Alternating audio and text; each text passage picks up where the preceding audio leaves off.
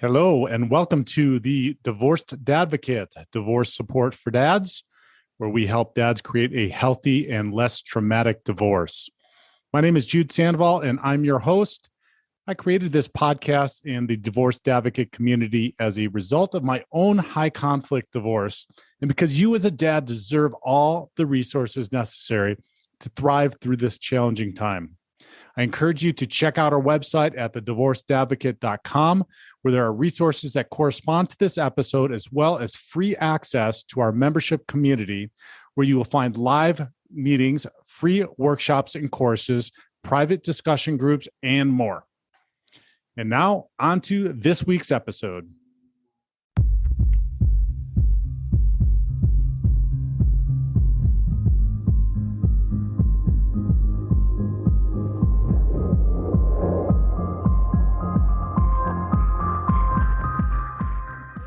Hello and welcome to the Divorced Dadvocate, where we help dads create a healthy and less traumatic divorce.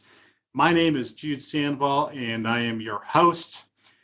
All right, so I am now recording this for the third time using some new video equipment. So any of you that have ever tried to set up new video and new video equipment know that the challenges that I'm going through right now are extremely frustrating, but enough about my worries.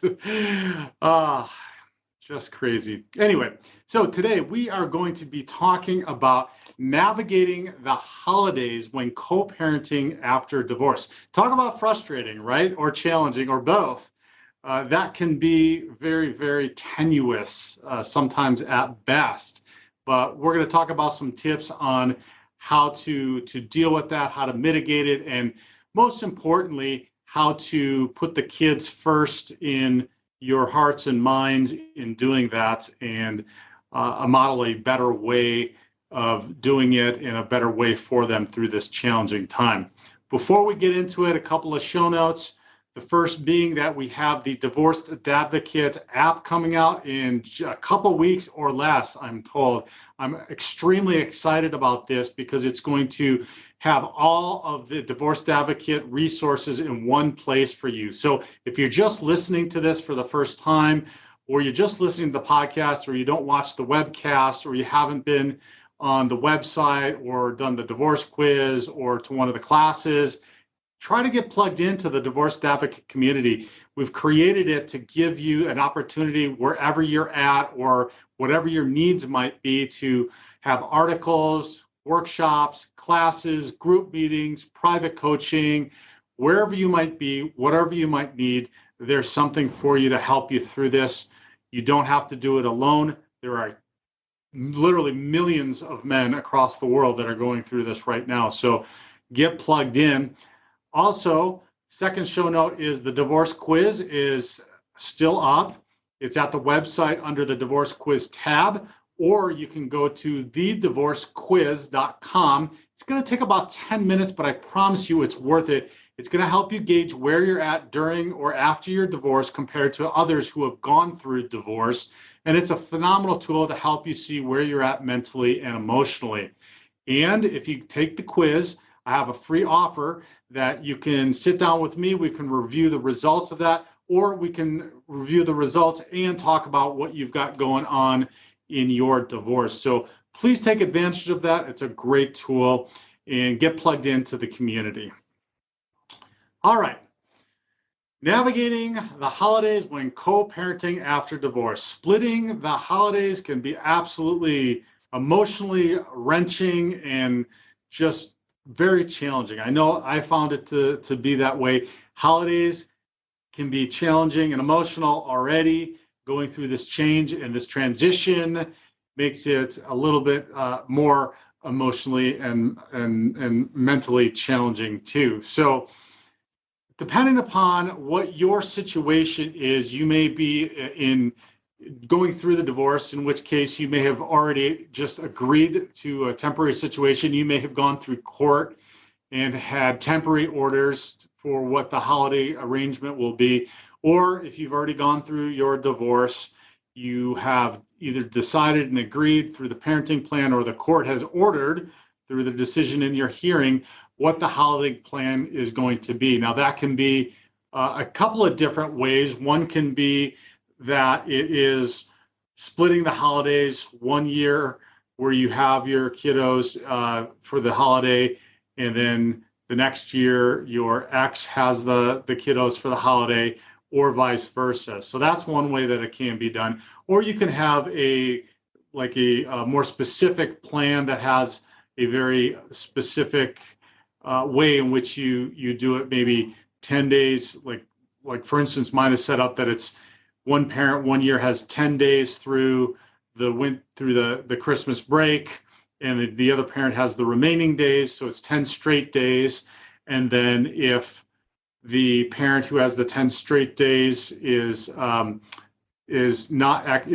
that goes through Christmas, or Christmas falls on those 10 days, and if we're traveling, then the parent has those 10 days and is traveling, then has the kiddos for the holiday, like for Christmas. And then the next year it swaps, where the other parent has the 10 days, and then the other parent then gets the remaining Christmas break. But we also have the caveat in there that if the parent with the 10 days is not traveling during the Christmas break, that there is a 6-hour period on Christmas where the other parent gets to spend time, the parent that's not exercising the 10 straight days of Christmas break. And so that's our custom schedule, and that works really incredibly well. It's very fair, and it's very helpful with the kids, and it's very consistent also with the kids. So, which leads me into my first point, is figure out the schedule well in advance. Because, all right, so I just described what our custom schedule is. If you were confused by it, I was too in the beginning until I got through it the first few years, and it's turned out to be very, very good and very beneficial. But these schedules can be very hectic. The kids are getting out of school. You're going to have them off.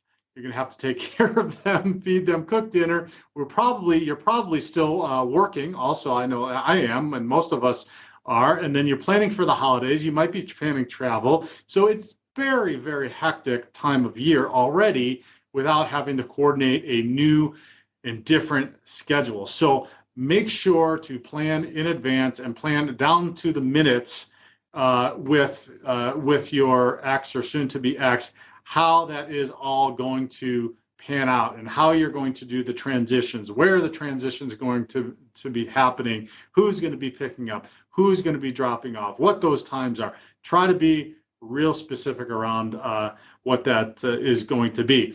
The other thing I'll say around those schedules is, if like the example I gave you with my particular parenting plan during the holidays, is it works out well for us, particularly when neither one of us is traveling, because and it's been a tradition in my family that we celebrate Christmas on Christmas Eve. So we do our big dinner and fun and all of that on Christmas Eve, and we just kind of hang out and are low key on Christmas Day.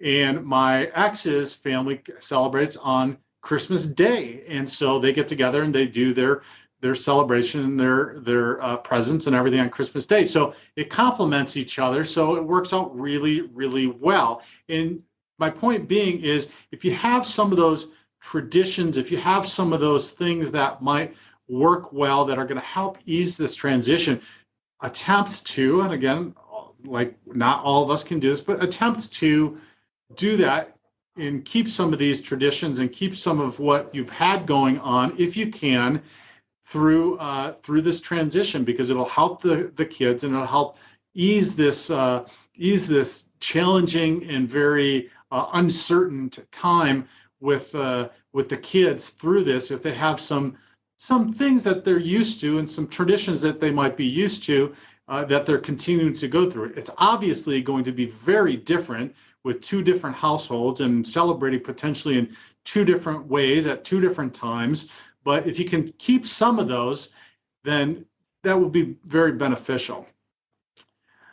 The second one would be, consider sharing the holidays together. Now, I know some of you are going, Oh, that is never going to happen. And I completely appreciate that. We don't do it. We've not ever been able to do it. But if you have an amicable situation where you can work that out, there are a myriad of benefits. Both parents get to see the kids on the holiday. There's no disputes over the times or the dates or the parenting plan. There's less disruption to the kids' lives. There's having both parents together is helpful and will make the kids more comfortable through this time.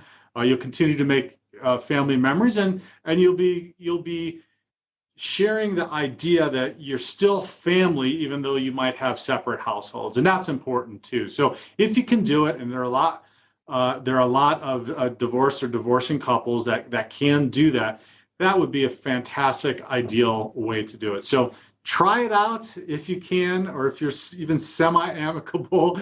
But if not, and if it's not a healthy situation, obviously do not try to do that, because then we don't want something to blow up into something that's awful.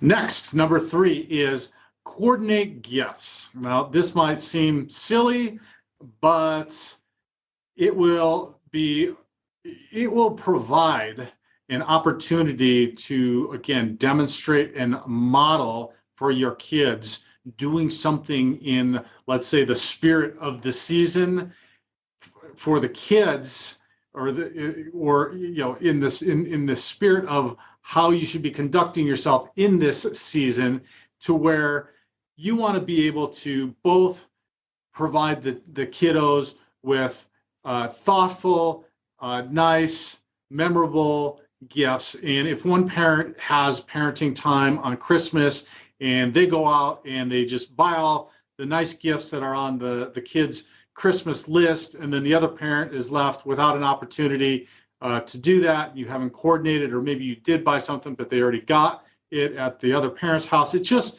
sets up a really bad situation.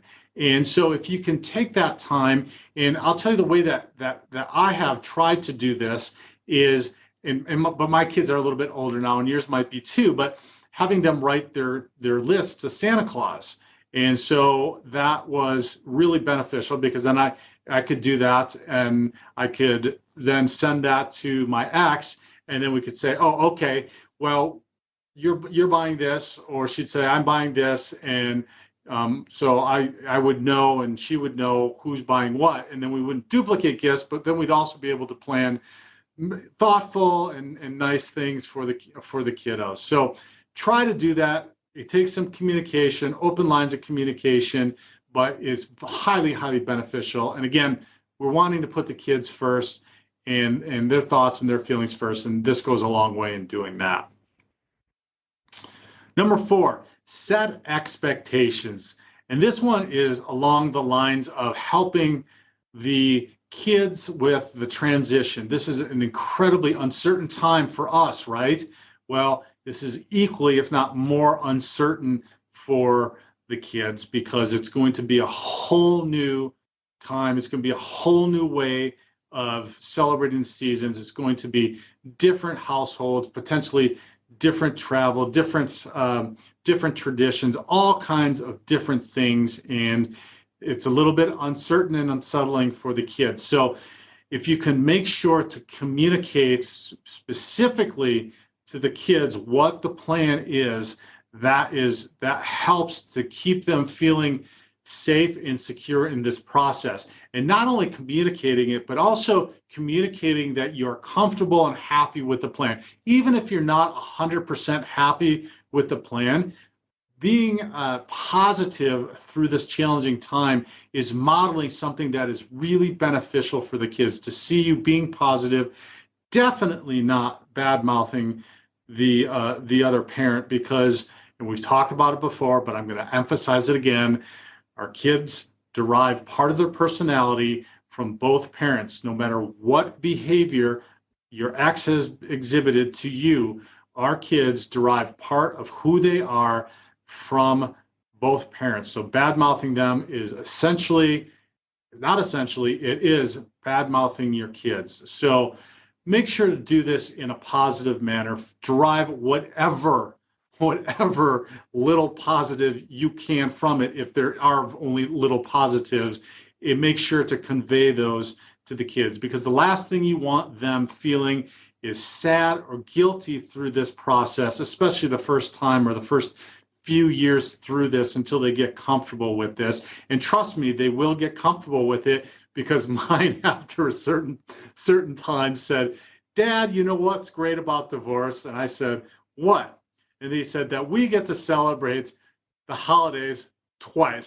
So we get presents from both sides. So they adapt. But communicating that is absolutely essential. Excuse me. Number 5, help your children shop. Now, this goes back to the approaching this in the holiday spirit, or the spirit of the holidays. If you're able to do so, consider helping your kids buy a gift. And it doesn't have to be extravagant or expensive, but it's maybe something small for the other parents. So this is going to help them. It's going to help them feel proud and happy that they were able to do this. It's challenging when you're the single parent. If you haven't gone through this yet, it's challenging to help the kids buy something for you, right? Because they're with you. So if you can help facilitate that for the other parent, hopefully the other parent's going to facilitate that for you, then this goes a long way in teaching them about the holiday spirit, and giving them a very valuable lesson. So try to do that. It's a nice gesture and a nice thought, and that's what we're ultimately wanting to convey to our kids. Number 6, surround yourself with family and friends. So we associate the holidays with joyful celebrations with family and friends, but we know, if we've been through it, or if you're going through that's not necessarily the case through divorce or with the changes in the schedules, and the holidays can exacerbate that as well, because you may not have your kids during one of these holidays, and that can add to the loneliness and the sadness. I know this was a very, very difficult one for me. It was very challenging. So make sure to be conscientious about planning time with friends, planning time with family, reaching out and getting involved maybe with activities throughout the holiday season. If it's not with family, with friends, finding something to do or meeting new people. Meetup.com is a great place. That's where we host and facilitate the communication of all of our Denver Metro divorced dads meetups here, and it's a great tool. But they've got all kinds of stuff going on, and people getting together all throughout the year, but during the holidays as well. So, or use that as a tool, but make sure to do that. Maybe plan a trip if you're going to be alone, and see some friends that you may have not seen, or some family that you've been meaning to go visit during the holidays if you're not going to have your kids. But make sure to do that. Make sure to schedule that time and take care of yourself. Which leads me to the next point, number 7, take care of yourself throughout this. Now, you hear me harp on this all the time throughout the divorce process, to take care of yourself. It's equally, if not more important during this holiday time, because we get so crazy and hectic like I described, and I know you know what I'm talking about, that we need to take care of ourselves. Our schedule might get off because we've got things going on. I know right now I'm off schedule with my workouts. It's just been crazy and hectic and busy, and I'm off, and I need to get back on because I'm already feeling it. It's affecting me mentally and emotionally. So make sure to take care of yourself mentally, emotionally, physically, spiritually.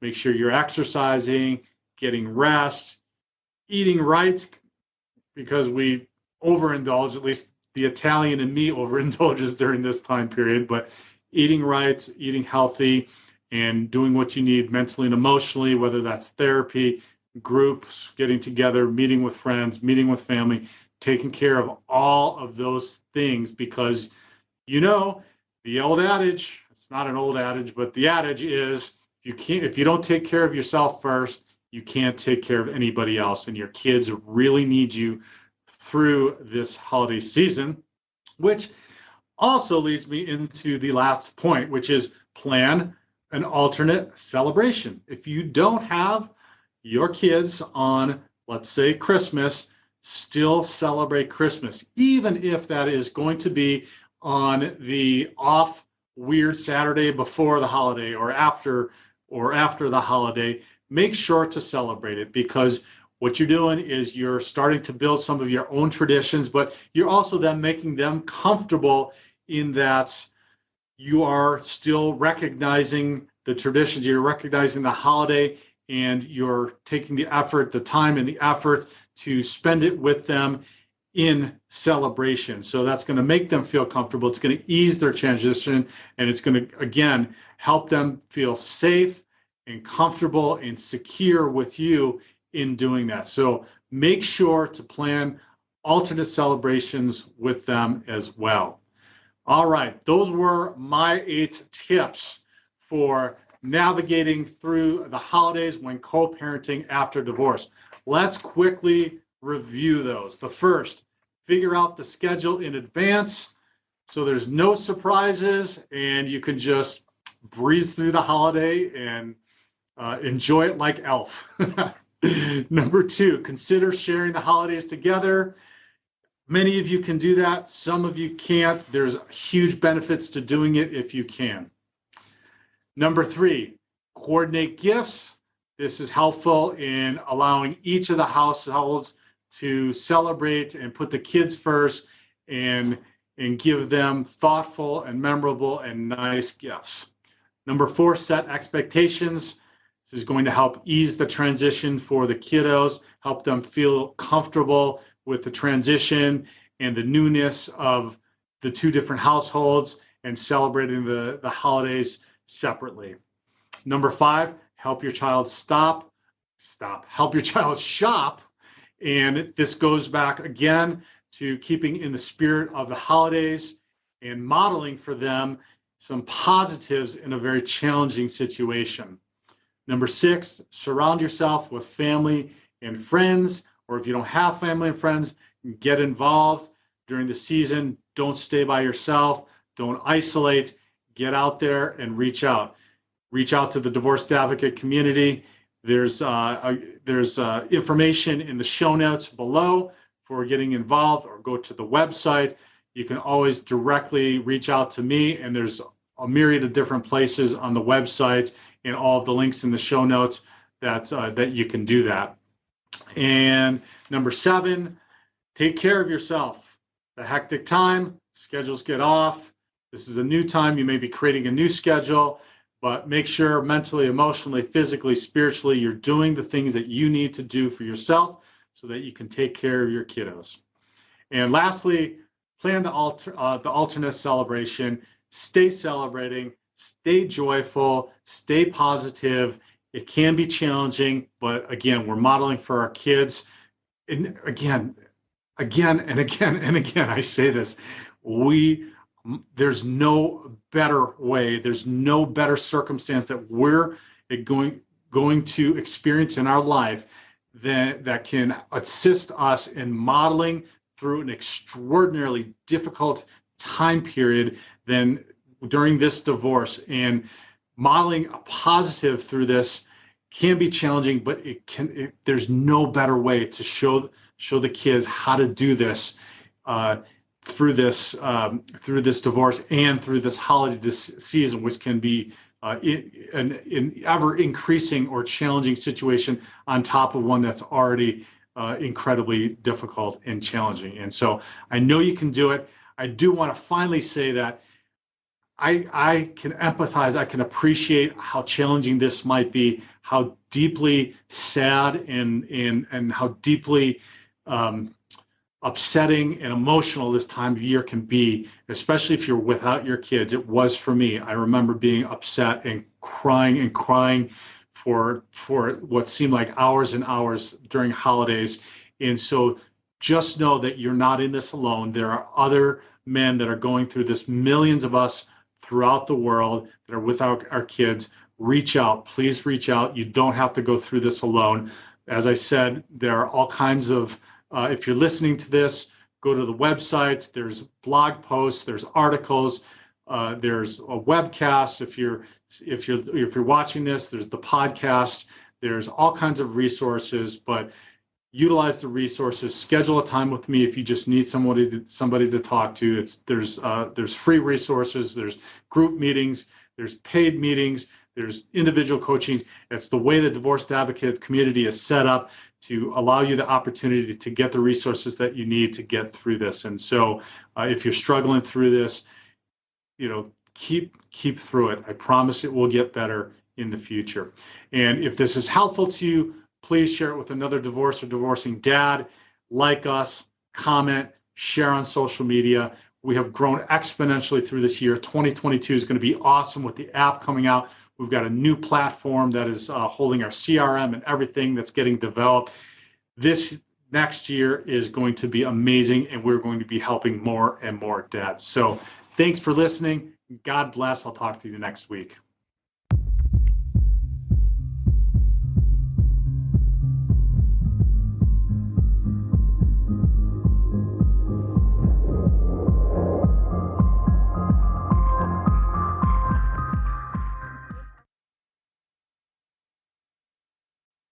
To hear the rest of this episode and access the corresponding resources, visit thedivorcedadvocate.com and become a member of our community. It's free to join and will provide you with the resources you deserve as a divorced or divorcing dad. Thank you for listening. God bless, and I'll talk with you next week.